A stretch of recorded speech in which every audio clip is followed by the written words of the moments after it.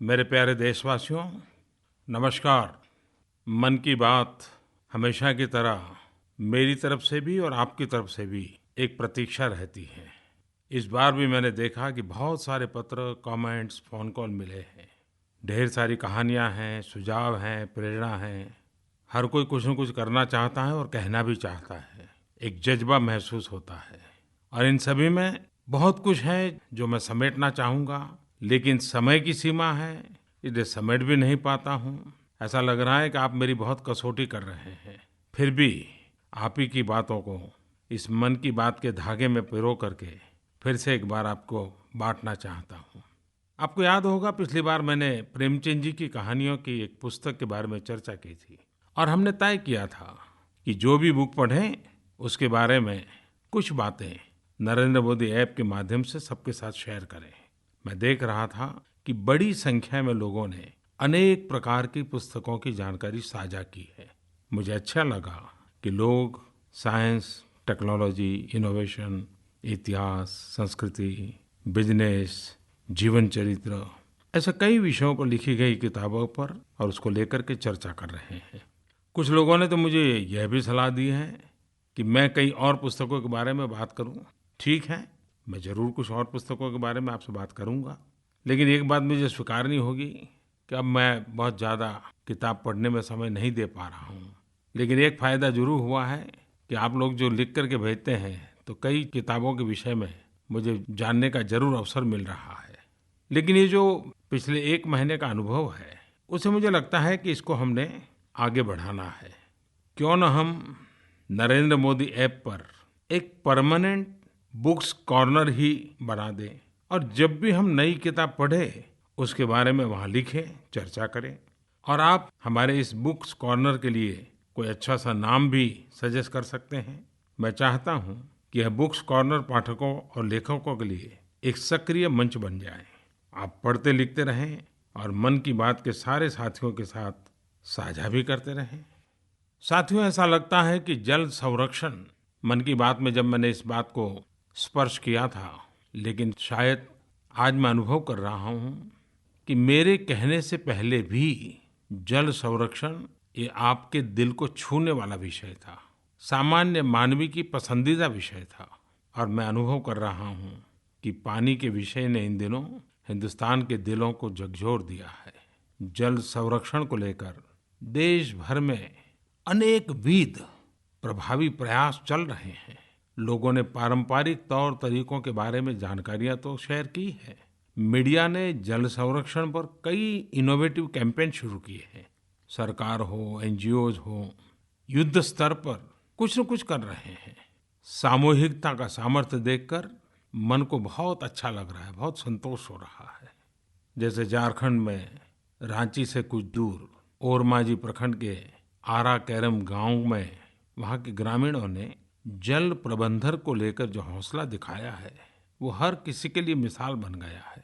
ग्रामीणों ने श्रमदान करके पहाड़ से बहते झरने को एक निश्चित दिशा देने का काम किया, वो भी शुद्ध देसी तरीका।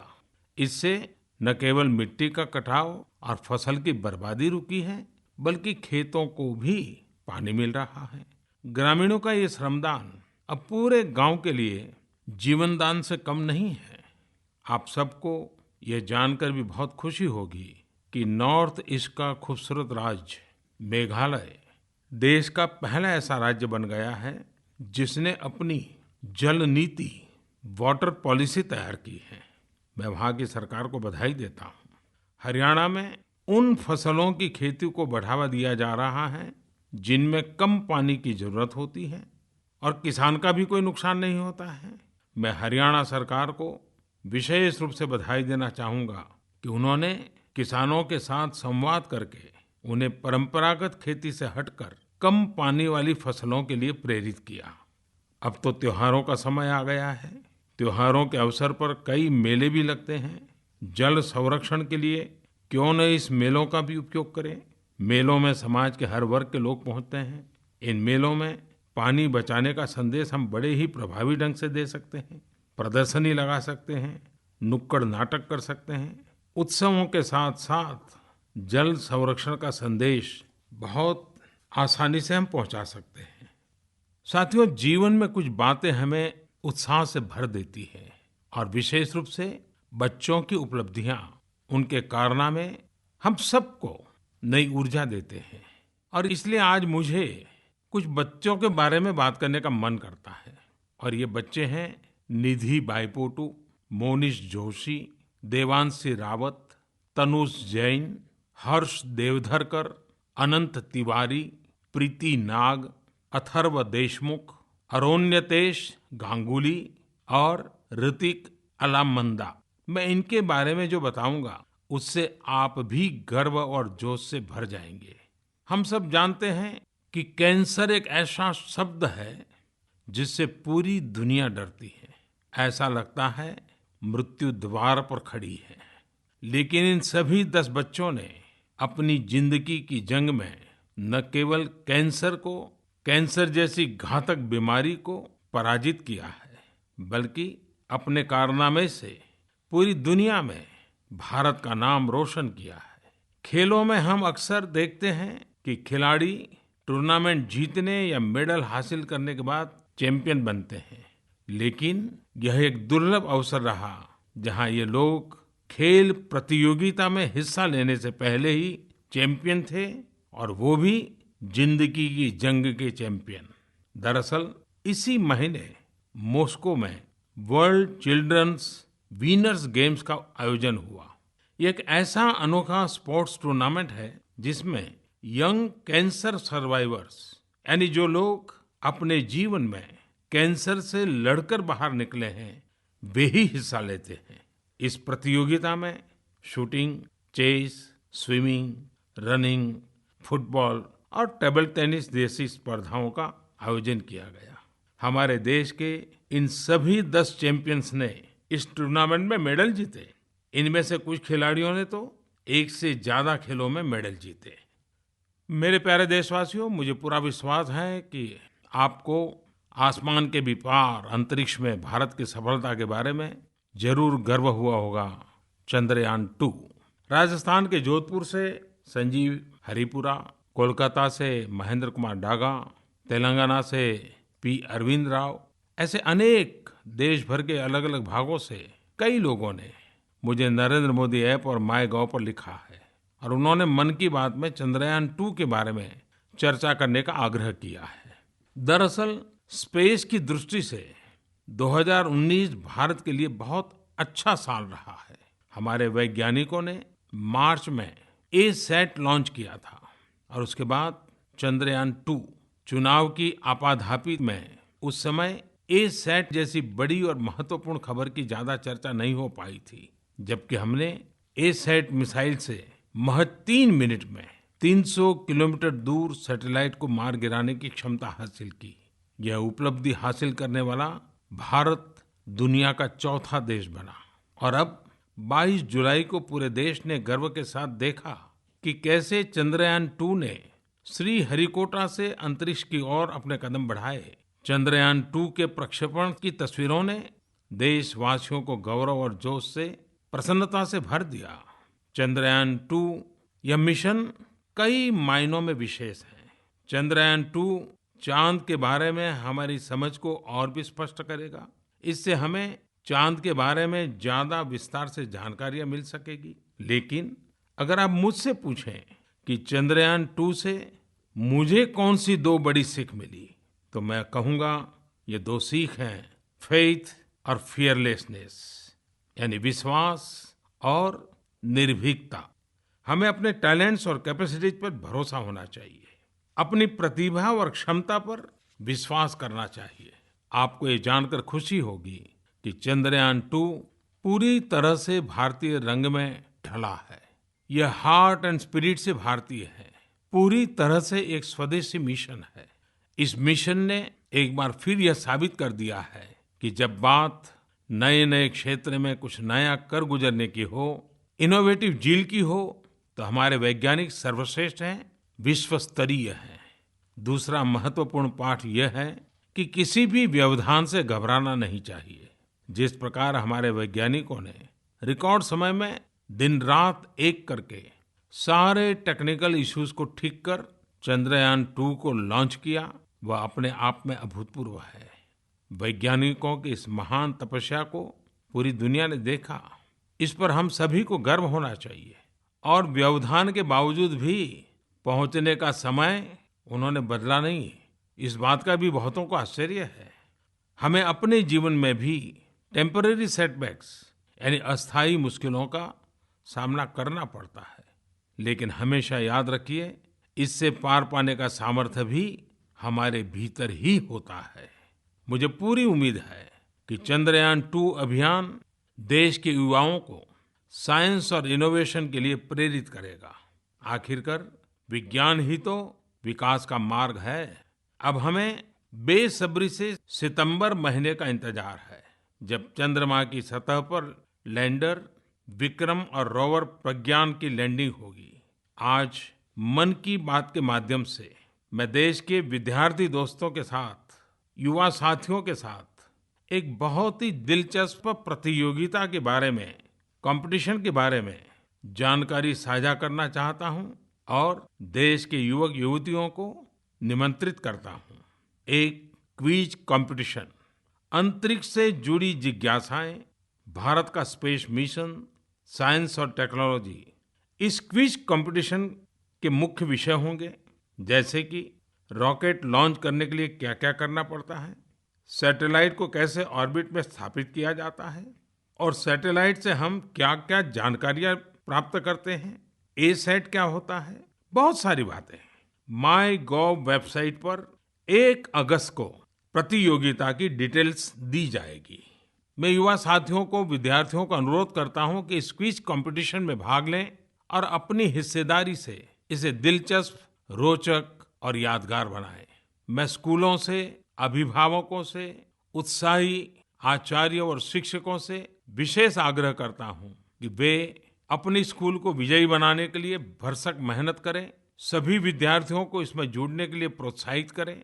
और सबसे रोमांचक बात यह है कि हर राज्य से सबसे ज्यादा स्कोर करने वाले विद्यार्थियों को भारत सरकार अपने खर्च पर श्रीहरिकोटा लेकर जाएगी और सितंबर में उन्हें उस पल का साक्षी बनने का अवसर मिलेगा जब चंद्रयान चंद्रमा की सतह पर लैंड कर रहा होगा। इन विजयी विद्यार्थियों के लिए उनके जीवन की ऐतिहासिक घटना होगी, लेकिन इसके लिए आपको क्विज कंपटीशन में हिस्सा लेना होगा, सबसे ज्यादा अंक प्राप्त करने होंगे, आपको विजयी होना होगा। साथियों, मेरा ये सुझाव आपको जरूर अच्छा लगा होगा, है ना मजेदार अवसर? तो हम क्विज में भाग लेना न भूलें और ज्यादा से ज्यादा साथियों को भी प्रेरित करें। मेरे प्यारे देशवासियों, आपने एक बात ऑब्जर्व करी होगी, हमारी मन की बातों ने स्वच्छता अभियान को समय समय पर गति दी है और इसी तरह से स्वच्छता के लिए किए जा रहे प्रयासों ने भी मन की बात को हमेशा ही प्रेरणा दी है। 5 साल पहले शुरू हुआ सफर आज जन जन की सहभागिता से स्वच्छता के नए नए मानदंड स्थापित कर रहा है। ऐसा नहीं है कि हमने स्वच्छता में आदर्श स्थिति हासिल कर ली है, लेकिन जिस प्रकार से ओडीएफ से लेकर सार्वजनिक स्थलों तक स्वच्छता अभियान में सफलता मिली है, वो 130 करोड़ देशवासियों के संकल्प की ताकत है। लेकिन हम इतने पर रुकने वाले नहीं हैं। ये आंदोलन अब स्वच्छता से सुंदरता की ओर बढ़ चला है। अभी कुछ दिन पहले ही मैं मीडिया में श्रीमान योगेश सैनी और उनकी टीम की कहानी देख रहा था। योगेश सैनी इंजीनियर है और अमेरिका में अपनी नौकरी छोड़कर माँ भारती की सेवा के लिए वापस आए हैं। उन्होंने कुछ समय पहले दिल्ली को स्वच्छ ही नहीं बल्कि सुंदर बनाने का बीड़ा उठाया।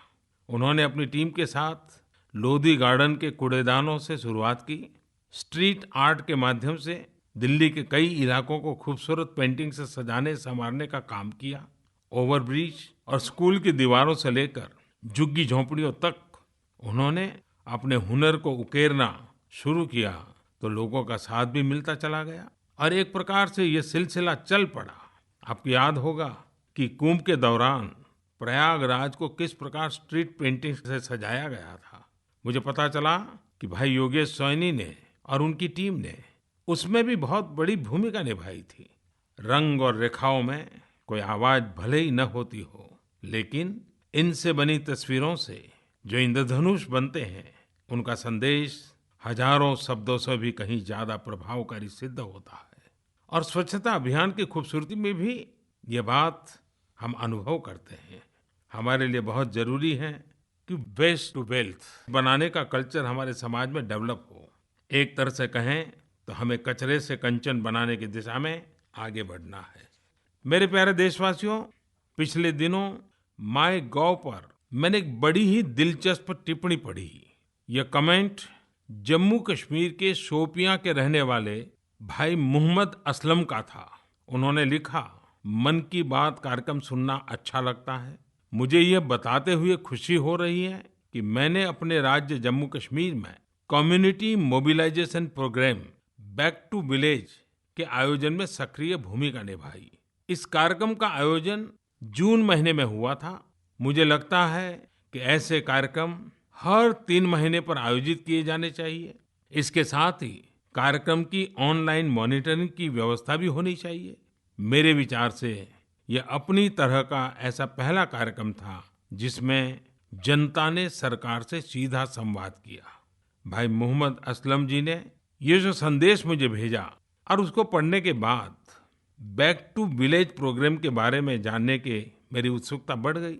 और जब मैंने इसके बारे में विस्तार से जाना तो मुझे लगा कि पूरे देश को भी इसकी जानकारी होनी चाहिए।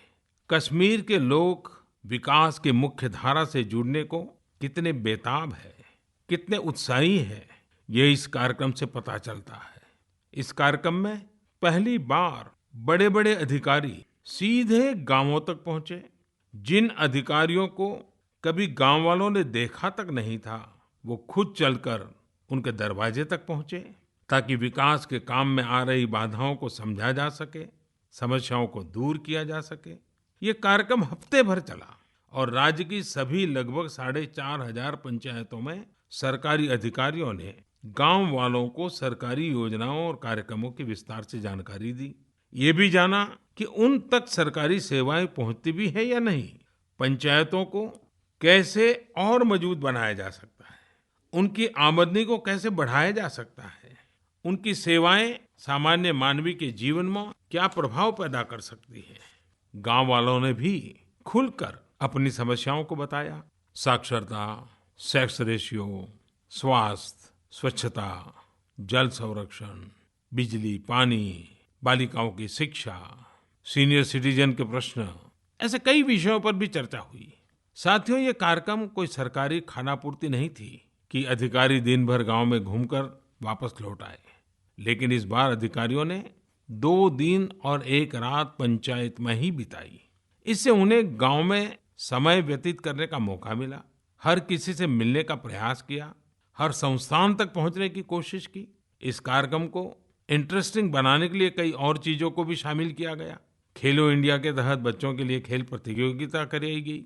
वहीं स्पोर्ट्स किट्स, मनरेगा के जॉब कार्ड्स और SC/ST सर्टिफिकेट भी बांटे गए। फाइनेंशियल लिटरेसी कैंप लगाए गए। एग्रीकल्चर, हॉर्टिकल्चर जैसे सरकारी विभागों की तरफ से स्टॉल्स लगाए गए और सरकारी योजनाओं की जानकारी दी गई। एक प्रकार से ये आयोजन एक विकास उत्सव बन गया, जन भागीदारी का उत्सव बन गया, जन जागृति का उत्सव बन गया। कश्मीर के लोग विकास के उत्सव में खुलकर के भागीदार बने। खुशी की बात यह है कि बैक टू विलेज कार्यक्रम का आयोजन ऐसे दूर दराज के गांवों में भी किया गया, जहां पहुंचने में सरकारी अधिकारियों को दुर्गम रास्तों से होकर पहाड़ियों को चढ़ते चढ़ते कभी-कभी 1 दिन 1.5 दिन पैदल यात्रा भी करनी पड़ी। ये अधिकारी उन सीमावर्ती पंचायतों तक भी पहुंचे जहां हमेशा क्रॉस बॉर्डर फायरिंग के साये में रहते हैं। यही नहीं, शोपियां, पुलवामा, कुलगाम और अनंतनाग जिले के अति संवेदनशील इलाके में भी अधिकारी बिना किसी भय के पहुंचे। कई अफसर तो अपने स्वागत से इतने अभिभूत हुए कि वे 2 दिनों से अधिक समय तक गांवों में रुके रहे। इन इलाकों में ग्राम सभाओं का आयोजन होना, उसमें बड़ी संख्या में लोगों का भाग लेना और अपने लिए योजनाएं तैयार करना, यह सब बहुत ही सुखद है। नया संकल्प, नया जोश और शानदार नतीजे। ऐसे कार्यक्रम और उसमें लोगों की भागीदारी ये बताती है कि कश्मीर के हमारे भाई बहन गुड गवर्नेंस चाहते हैं।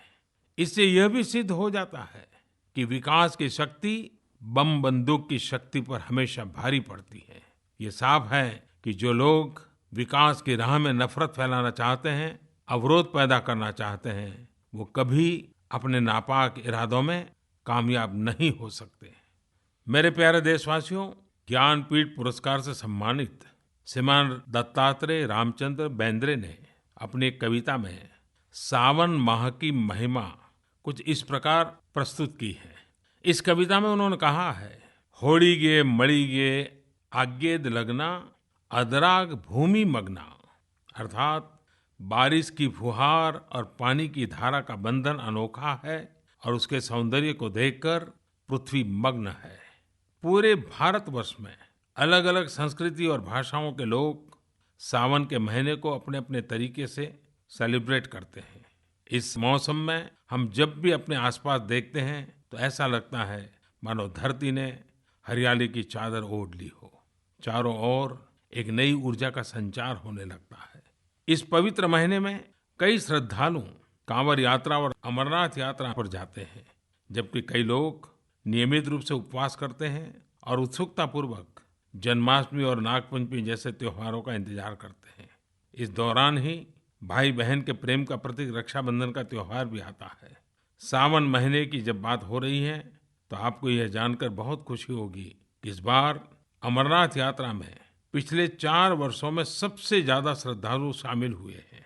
1 जुलाई से अब तक 3 लाख से अधिक तीर्थयात्री पवित्र अमरनाथ गुफा के दर्शन कर चुके हैं। 2015 में पूरे 60 दिनों तक चलने वाली इस यात्रा में जितने तीर्थयात्री शामिल हुए थे, उससे अधिक इस बार सिर्फ 28 दिनों में शामिल हो चुके हैं। अमरनाथ यात्रा की सफलता के लिए मैं खास तौर पर जम्मू कश्मीर के लोगों और उनकी मेहमान नवाजी की भी प्रशंसा करना चाहता हूँ। जो लोग भी यात्रा से लौटकर आते हैं, वे राज्य के लोगों की गर्मजोशी और अपनेपन की भावना के कायल हो जाते हैं। ये सारी चीजें भविष्य में पर्यटन के लिए बहुत लाभदायक साबित होने वाली है। मुझे बताया गया है कि उत्तराखंड में भी इस वर्ष जब से 4 धाम यात्रा शुरू हुई है, तब से 1.5 महीने के भीतर 8 लाख से अधिक श्रद्धालु केदारनाथ धाम के दर्शन कर चुके हैं। 2013 में आई भीषण आपदा के बाद पहली बार इतनी रिकॉर्ड संख्या में तीर्थयात्री वहां पहुंचे हैं। मेरी आप सभी से अपील है कि देश के उन हिस्सों में आप जरूर जाएं जिनकी खूबसूरती मानसून के दौरान देखते ही बनती है। अपने देश की खूबसूरती को देखने और अपने देश के लोगों के जज्बे को समझने के लिए टूरिज्म और यात्रा शायद इससे बड़ा कोई शिक्षक नहीं हो सकता है। मेरी आप सभी को शुभकामना है कि सावन का यह सुंदर और जीवंत महीना आप सब में नई ऊर्जा, नई आशा और नई उम्मीदों का संचार करे। उसी प्रकार से अगस्त महीना भारत छोड़ो उसकी याद लेकर के आता है। मैं चाहूंगा कि 15 अगस्त की कुछ विशेष तैयारी करें आप लोग। आजादी के इस पर्व को मनाने का नया तरीका ढूंढे, जन भागीदारी बढ़े। 15 अगस्त लोकोत्सव कैसे बने, जनोत्सव कैसे बने, इसकी चिंता जरूर करें आप। दूसरी ओर यही वह समय है जब देश के कई हिस्सों में बारिश हो रही है। कई हिस्सों में देशवासी बाढ़ से प्रभावित हैं। बाढ़ से कई प्रकार के नुकसान भी उठाने पड़ते हैं। बाढ़ के संकट में घिरे उन सभी लोगों को मैं आश्वस्त करता हूं कि केंद्र राज्य सरकारों के साथ मिलकर प्रभावित लोगों को हर प्रकार की सहायता उपलब्ध कराने का काम बहुत तेज गति से कर रहा है। वैसे जब हम टीवी देखते हैं तो बारिश का एक ही पहलू दिखता है, सब तरफ बाढ़, भरा हुआ पानी, ट्रैफिक जैम। मानसून की दूसरी तस्वीर जिसमें आनंदित होता हुआ हमारा किसान, चहकते पक्षी, बहते झरने, हरियाली की चादर ओढ़े धरती, यह देखने के लिए तो आपको खुद ही परिवार के साथ बाहर निकलना पड़ेगा। बारिश ताजगी और खुशी यानी फ्रेशनर और हैप्पीनेस दोनों ही अपने साथ लाती है। मेरी कामना है कि मानसून आप सबको लगातार खुशियों से भरता रहे। आप सभी स्वस्थ रहें। मेरे प्यारे देशवासियों, मन की बात कहाँ शुरू करें, कहाँ रुकें, बड़ा मुश्किल काम लगता है, लेकिन आखिर समय की सीमा होती है। 1 महीने के इंतजार के बाद फिर आऊँगा, फिर मिलूँगा। महीने भर आप मुझे बहुत कुछ बातें बताना, मैं आने वाली मन की बात में उसको जोड़ने का प्रयास करूँगा। और मेरे युवा साथियों, फिर से याद कराता हूँ, आप क्विज कंपटीशन का मौका मत छोड़िए। आप श्रीहरिकोटा जाने का जो अवसर मिलने वाला है, इसको किसी भी हालत में जाने मत देना। आप सबको बहुत बहुत धन्यवाद। नमस्कार।